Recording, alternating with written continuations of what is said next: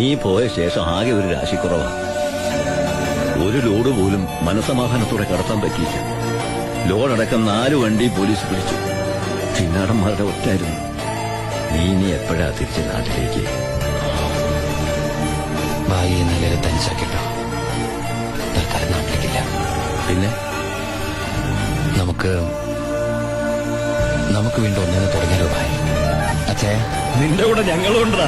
പഴയ ഒരു ഉഷാർ വന്ന പോലെ വർക്കിച്ചിന്റെ വണ്ടികളുടെ നമ്പർ ഉപയോഗിച്ച് എന്റെ ലോറികള് 1 മണിക്കൂർ മുമ്പ് പാലക്കാട് അതിർത്തി കടന്നു. ഇനി മഷിയിട്ട് നോക്കിയാലും കിട്ടില്ല.